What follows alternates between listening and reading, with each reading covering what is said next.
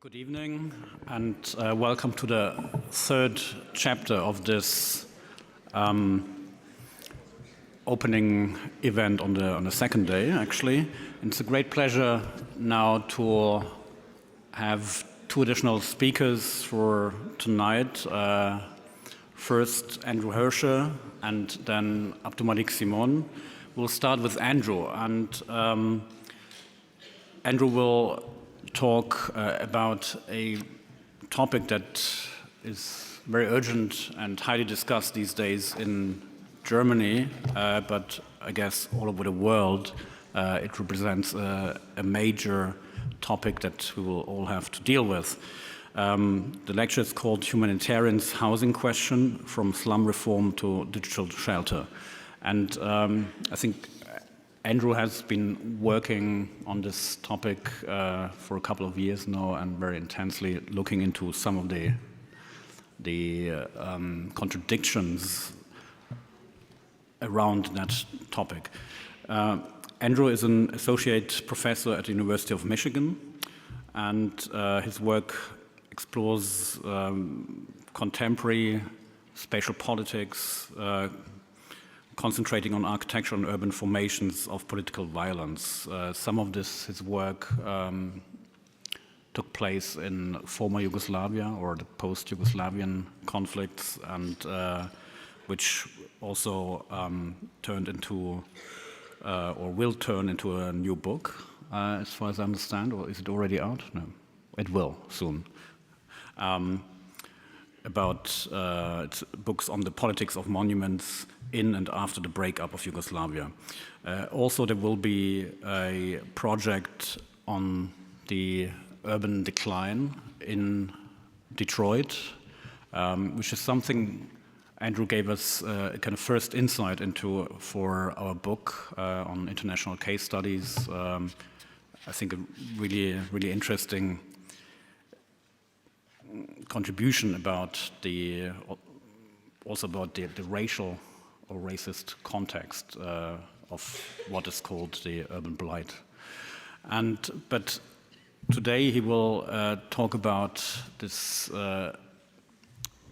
It's certainly not a new phenomenon. Migration has been on the globe forever, but I think now people start to realize the urgency of that problem, and I guess there's partly very little knowledge actually about what's happening on the ground and what are the effects on architecture and how it might also influence the very role of architects and also relief organizations all over the world.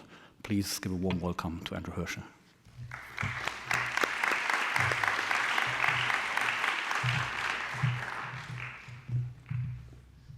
Thank you, Nikolaus. It's really a great pleasure to be here and to at least try to contribute to this incredibly rich conversation that has unfolded here these last 2 days and nights. And in light of those days and nights, I'd also like to thank all of you who are, still here. I'm grateful for your presence. The topic that I want to discuss with you tonight is the relationship and non-relationship of humanitarianism and housing, which is to say a topic that could be called humanitarianism's housing question. And as I think Nikolaus's introduction suggested, it might be difficult or impossible or even absurd to try to address this topic, especially here in Berlin now, outside of the context of the current refugee crisis. I'm not going to explicitly or extensively deal with that crisis, but my hope is that in a kind of brief exploration of the history of humanitarianism's housing question, that this exploration could, let's say, offer a particular perspective on that crisis nevertheless. But let me begin in the current moment, when much of the attention that is being paid to the refugees who are struggling to come to Europe and stay in Europe is attention that is being paid to the material boundaries and the political frontiers that refugees are struggling to cross. And here I'm talking about the barbed wire fences, the hastily constructed walls, the lines of police, the lines of soldiers, and of course behind all of these, the immigration regimes of the European states, both those in and out of the European Union. But refugees are also struggling across and, I would say, soliciting the reorganization of other sorts of borders, of disciplinary borders, of conceptual borders. And one of those borders I want to suggest is that between humanitarianism and architecture. And what I mean by this is that, in a sense, by rejecting refugee camps and asking for refuge in European cities, refugees are refusing to be contained by the spaces of humanitarianism, the policies of humanitarianism, the logics of humanitarianism, and are instead asking to be included in the spaces, the policies, and the logics of architecture. And one of the things that might actually render this situation a crisis is that it involves the refugees' refusal of a humanitarianism that is typically deployed at the margins or beyond the margins of Europe, and a demand for housing in Europe's cities. And so to paraphrase Friedrich Engels on the housing question, this refugee crisis gets talked of so much only because it does not limit itself to the refugees, but it has affected the petty bourgeoisie also. In other words, what Engels is I think, suggesting is that refugees are always in a state of crisis. And so this term, refugee crisis, is not pointing at their crisis, it's pointing at the crisis of those of us who are affected by their presence. And so, among the many, many things that this crisis solicits, I think, is a history. And a history that attends to this crisis as, in some way, prepared by the historical itineraries of humanitarianism, of housing, and of architecture. And what I'd like to suggest tonight is that this history is one in which humanitarianism and architecture were, until remarkably recently, enmeshed with one another.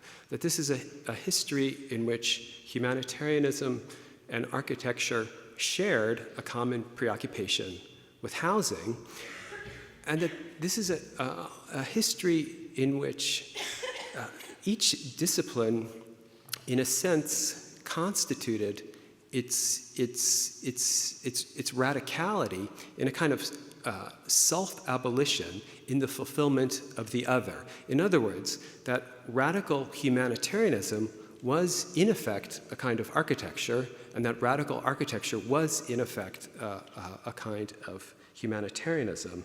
And so my hypothesis is that, read against the grain, that the history of humanitarianism was, from the outset, the history of what you could call the housing question. And this is a question that humanitarianism has subsequently abandoned, but it's a question that the refugees who are struggling to reach and remain in Europe are struggling to once again pose. Histories of humanitarianism typically don't begin in cities. They typically begin on battlefields. And they typically don't begin with distressed refugees, but with injured soldiers. And a very typical origin point of these histories is a battle that took place in 1859 in Solferino. This was a battle in which primarily French forces defeated the Austrian army.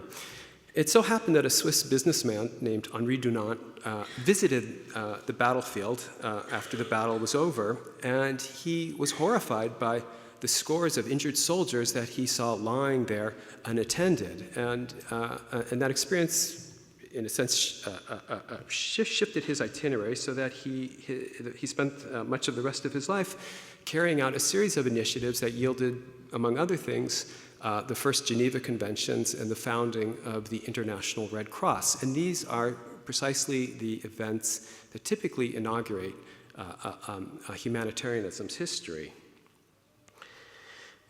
But precisely at this time, precisely when these initiatives were being developed, a parallel series of initiatives was staged in response to a different experience of suffering. And this was an experience of the suffering of the working class in England's industrializing cities. And this was suffering that emerged in the context of what Friedrich Engels called a social war, but that others, and these were both people in the working class and the bourgeoisie, that others at various moments in early 19th century England saw as simply war.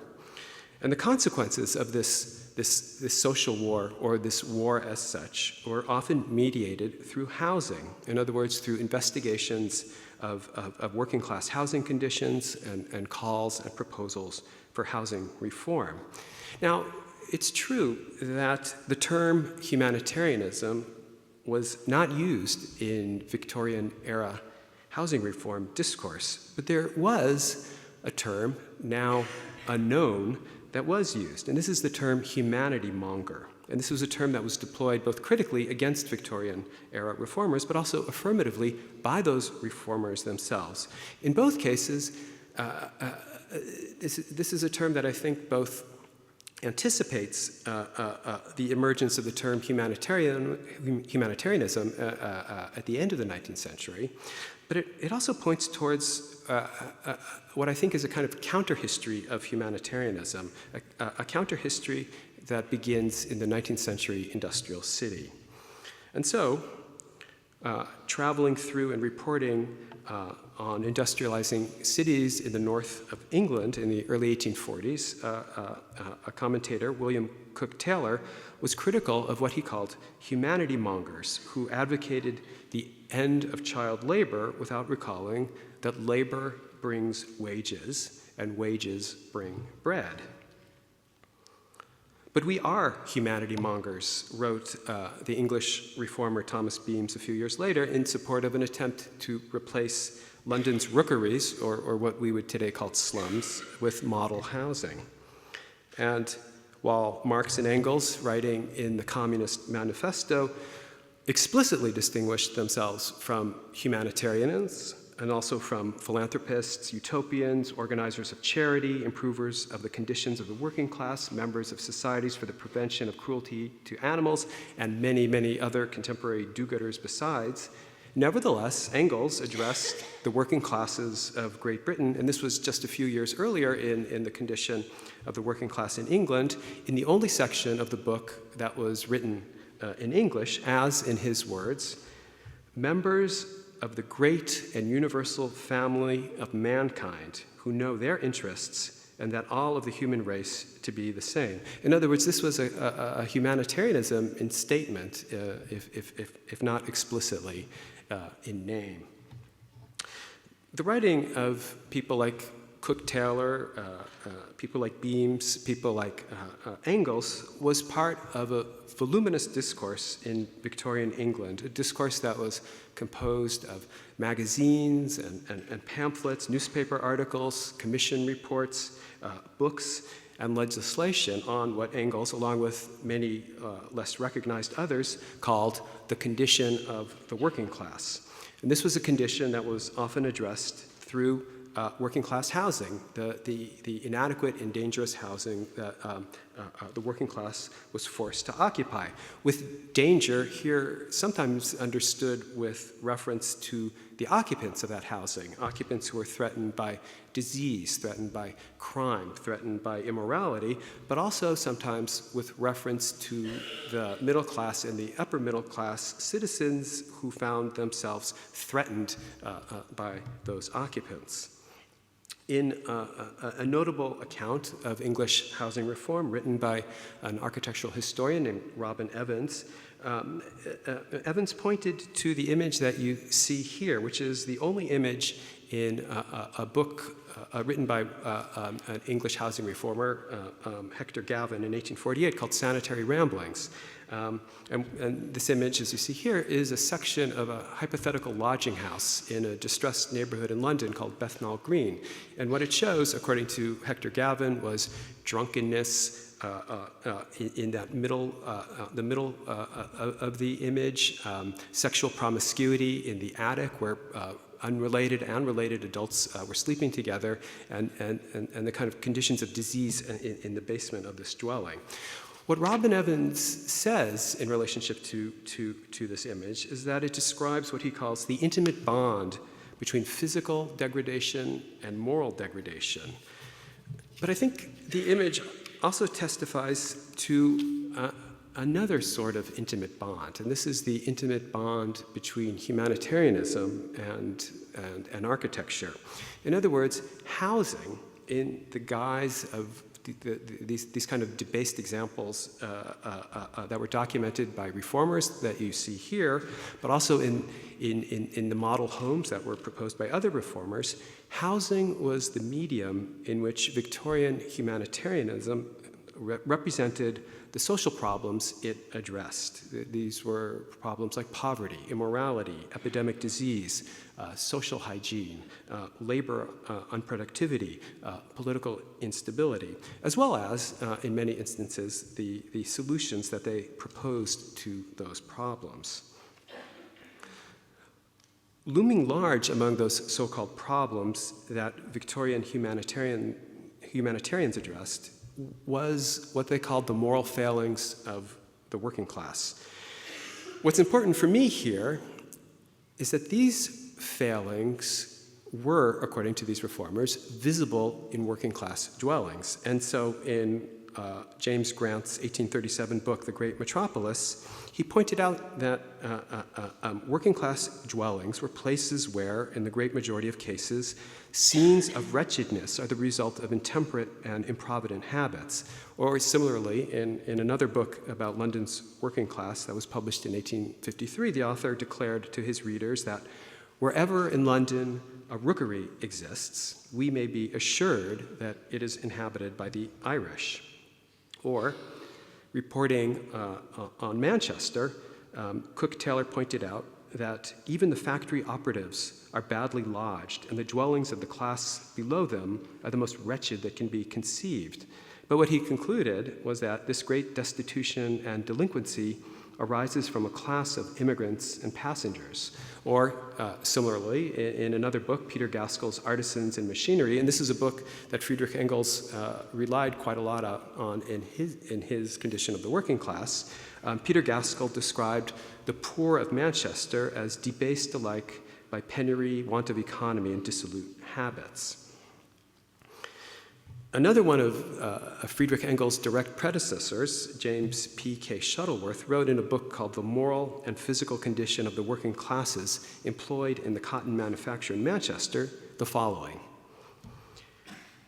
"We have exposed the condition of the lower orders connected with the manufactures of this town because we conceive that the evils affecting them result from foreign and accidental causes. A system which promotes the advance of civilization and diffuses it as all over the world, which promises to maintain the peace of nations by establishing a permanent international law. This system cannot be inconsistent with the happiness of the great mass of people." So in other words, here, precisely in inverted form, was the kind of systemic analysis that Engels would soon pursue also in Manchester. But it was precisely in this inverted form that these architectural methodologies to investigate the condition of the working class extended into a kind of architectural politics of ameliorating working class suffering and containing the political threat that it posed. As we touched upon yesterday in relationship to housing history in Berlin, this politics was oriented around three primary ambitions. First, legislation on things like sanitation, ventilation, and overcrowding. Secondly, on slum clearance. And third, on the construction of new working class housing. And so, for some reformers, to solve the sanitation problem was to solve the housing problem. And this is exactly what Hector Gavin discovered in the course of his sanitary ramblings through Bethnal Green in the 1840s. According to the then reigning theory of disease, epidemics derived from the noxious gases that emanated from decomposing organic matter. And so Hector Gavin's reforms focused on sewage networks and on waste removal facilities in order to prevent what he called disease mists, like the kind that you see him illustrating here, from forming. Other reformers simply pointed to slums, whatever that term was enlisted to mean as the problem. And so in the magisterial series of volumes, Life and Labor of the People in London, Charles Booth called the slum a poverty trap, which rendered its occupants disreputable. And so for Booth, the occupants of slums would find themselves on a kind of trajectory where they would fall from poverty and from distress into what he called viciousness and criminality. Some reformers thought that slums should be destroyed in conjunction with constructing new and adequate housing for the poor, but these healthier accommodations were in fact rarely provided, and even when they were, primarily by model dwelling associations, perhaps the predecessors of some of the things that we heard discussed today, they selected out those most in need. As one reformer put it, the poor are not always a desirable class of tenants. And other reformers simply thought that, in the words of one of them, there was little doubt that the sweeping away of the worst slums shoved people into better houses. And so, in a sense, summarizing this trajectory of analysis in his book, The Housing Question, Arthur Wesley Compton declared, "The housing question lies at the root of other great social questions." And in the answers that were given to these questions in Victorian England, I suggest, humanitarianism sought nothing less than its own self-abolition in the fulfillment of architecture. And in fact, architectural history records some of the reforms and some of the proposals that then ensued.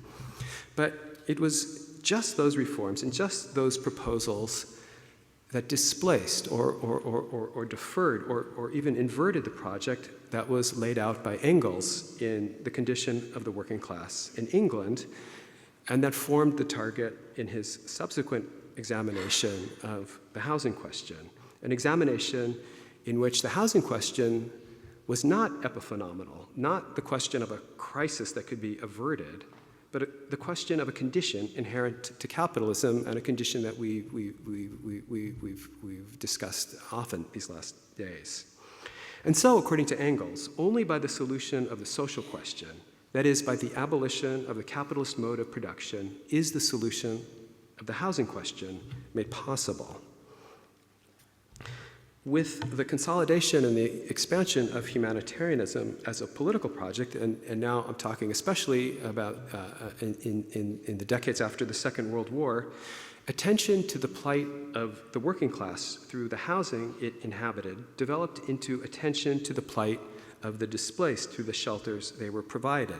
This is a long and complex story, but one of the things that this story records is a shift in humanitarian thought and humanitarian practice, a shift from housing the urban poor to sheltering those displaced in geopolitical emergencies. The turn in humanitarianism from relief to development, and this took place in the 1970s and the 1980s, reanimated a version of the housing question. So this was a moment in which proper forms of dwelling were posed as kinds of preventative measures against the threats and the dangers of disasters. But the housing that would be provided by refugee camps, whether or not it was self-built or mass-produced, I want to suggest might mark humanitarianism's final investment in architecture.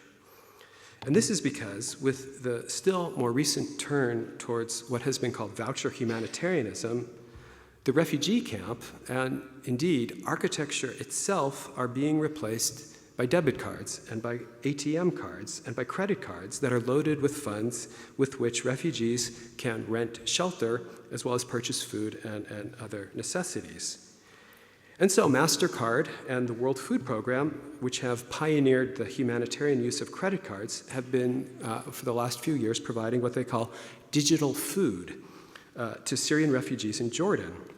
And the United Nations Refugee Agency is providing other refugees in the same way with what I am certain will soon be called DigitalShelter, which is, of course, nothing other than the housing market itself. In one of the most recent innovations in voucher humanitarianism, all the Syrian refugees who are arriving in Jordan are being added to a biometric database so that when they come to ATMs equipped with iris scanners, they can be identified with iris scans rather than by ATM cards and PIN codes. And this is a regime, I want to suggest, that is in the process of rendering the refugee camp and the world indistinct. In other words, a world in which refugees are simply given funds to house themselves is a world in which the functions of the refugee camp can be accommodated almost anywhere and everywhere. But it's also a regime that renders the capitalist housing market not an emergency on its own terms, in other words, a housing system that's structurally unable to provide adequate amounts of affordable housing, but rather the exact opposite of this. So for humanitarianism, the capitalist housing market has shifted from a problem soliciting humanitarian intervention into a response to humanitarian emergencies. And so with the advent of DigitalShelter, the world of the refugee is now colliding with the world of the urban working class and poor in Middle Eastern cities where Syrian refugees supplied with allowances for shelter are competing for affordable housing with other marginalized communities in those cities.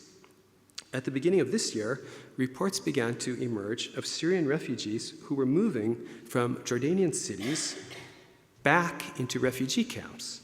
In other words, these were camps that provided refuge not from war zones, but from cities without affordable housing. And so here, in these refugee camps, humanitarian relief was provided to people who were unable to find housing. This was a preliminary, maybe a kind of preliminary collapse of humanitarianism and architecture back into one another. But this is also, I want to conclude, precisely the collapse that refugees have since brought to Europe. That is, in refusing to be objects of humanitarianism and requesting to be subjects of architecture, these refugees are raising not only the question of refugee housing, but the question of housing as such. Thank you.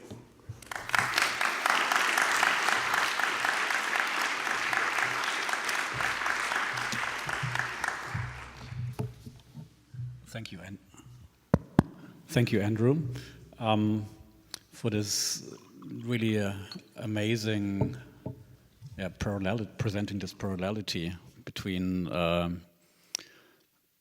war and the question of the urban poor. And in a way, you seem to suggest a future where these two categories actually compete on the same market, and the future might be, for all of them, the digital shelter, a kind of voucher humanitarianism, as you describe it, which would probably soon arrive in a city like Berlin.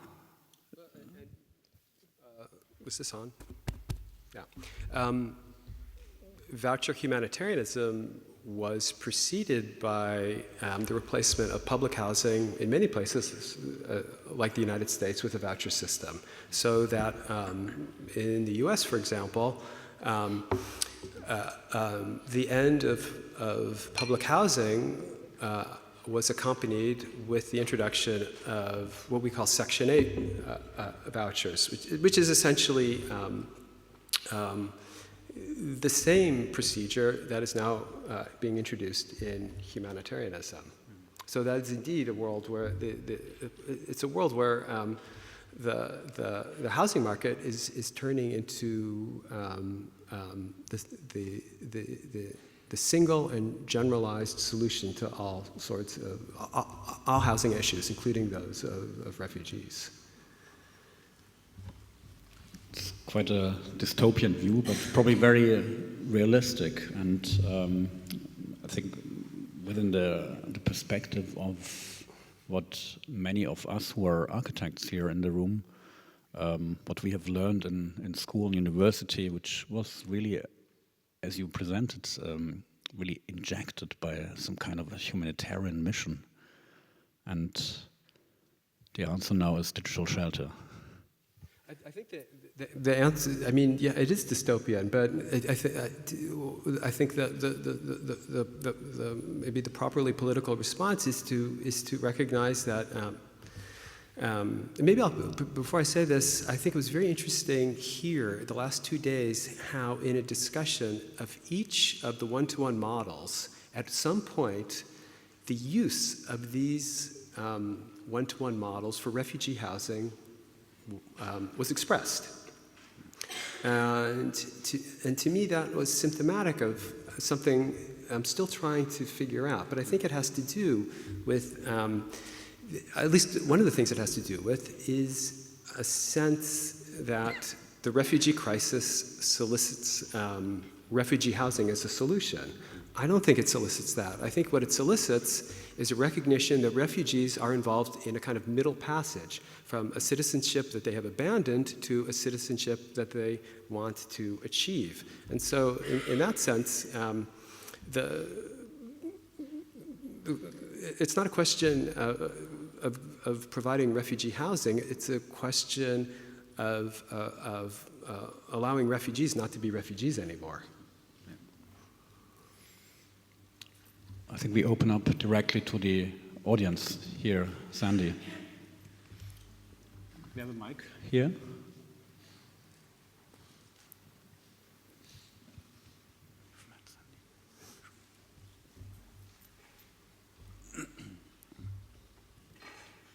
Well, actually, what I would like a bit to address and ask about is that what we are really witnessing in the Middle East right now, or at least what we are seeing, is much more collapsing of the cities and the sort of a Middle East made of refugees. And this is one of Middle East made of refugees, and completely, I mean, cities like Damascus is not there anymore, cities like Aleppo is not there anymore, Iraq is completely out of the picture. So we see seriously collapsing of states.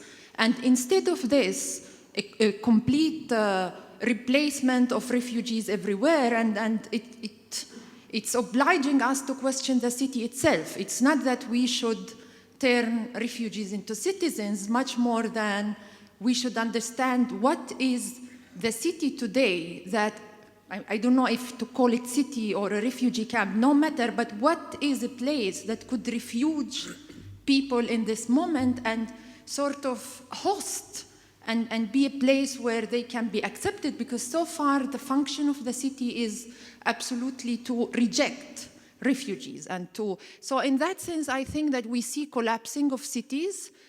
We are in front of a question, what is today a place that could give refuge to all refugees that are all there? And I think that taking the Middle East as a model will sort of help us to understand much better even European cities in that sense. And what a city today that can host refugees, and that we are all refugees at the end of the day, and what is the function of the city, and if it's still possible to speak about cities that is able to absorb and host and give refuge. I actually completely agree with you, Sandy. I mean, I agree with you in the sense that I think it's no longer, it's really becoming neither useful nor productive to distinguish between the problem of the refugee camp in the city, the problem of the refugee and the citizen. I think the problem of the shelter and the problem of housing. I think states, institutions, and disciplines have pried these things apart for all sorts of reasons, and what's happening, as you point out, is that they're collapsing into one another. So yes. There's a question over there. Yeah.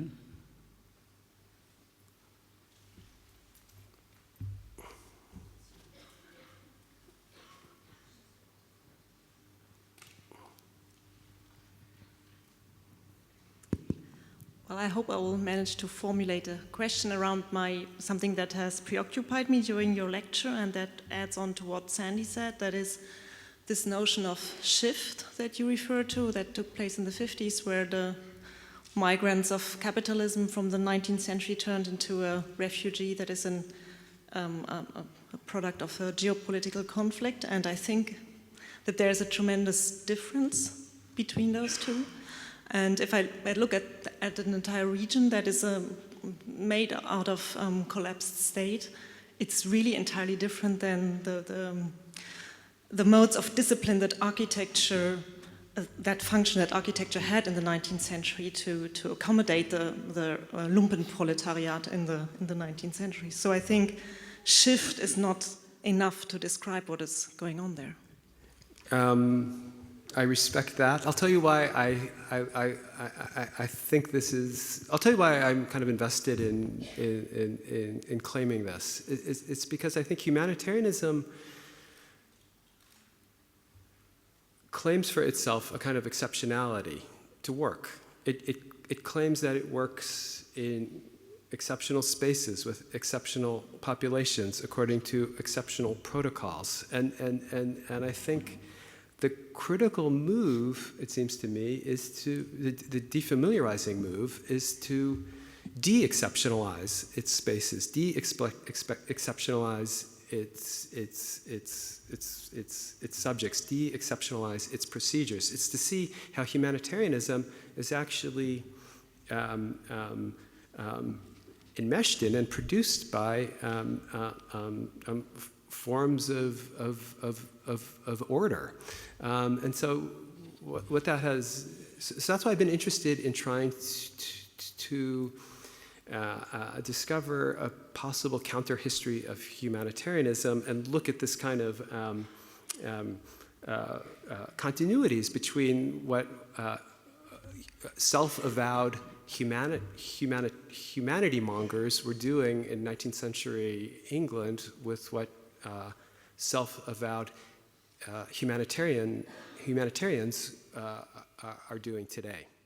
I'm not sure that answered your question, but maybe it at least explained why I'm articulating that difference as a shift instead of some kind of, I don't know, epistemic difference. More questions here? Alan?